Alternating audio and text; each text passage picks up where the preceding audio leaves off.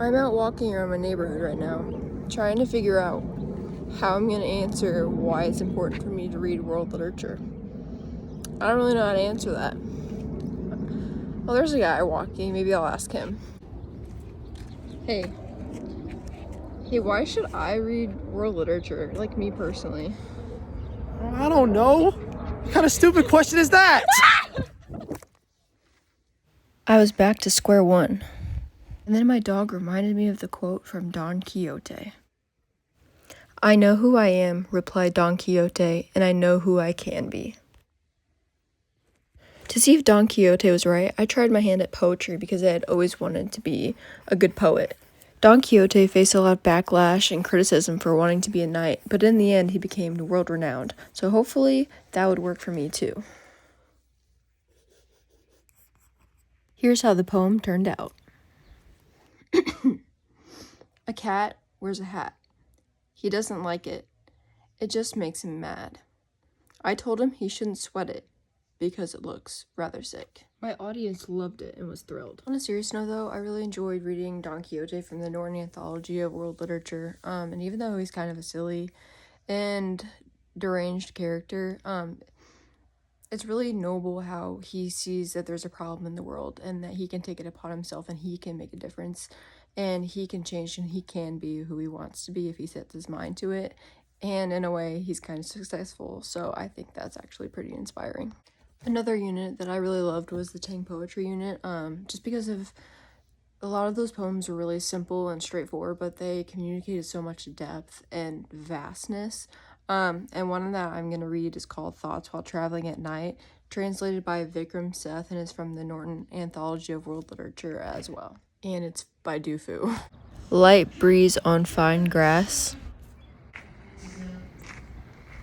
I stand alone at the mast. Stars lean on the vast wild plain. Moon bobs in the great river spate. Letters have brought no fame. Office, too old to obtain.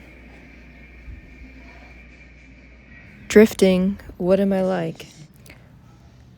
A goal between earth and sky. So yeah, that poem was really simple about nature, and it's pretty easy to digest, but Tang poetry, the classics, they all kind of have in common that there's more under the surface, and it's because people relate to those things, those truths about human nature, that they communicate.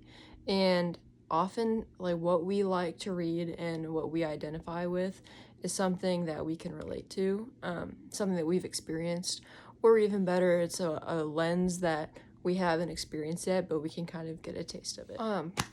And one of the best things about our class is beginnings to 1650, which is an insanely long time ago, but in all the things that we've read, from Gilgamesh to Genji to 1001 Nights, as silly as those stories are, we get a peek into those people's lives that they lived so long ago compared to where we are at now, and the circumstances of our living situations and where we are geographically is so different, but they're also humans, we're humans, and we have similar experiences and feelings that we communicate through stories, and it's super important to realize that humans don't change that much in hundreds and hundreds of years, and that things that are true for people back then have also been true for people now, and I just think that's really beautiful.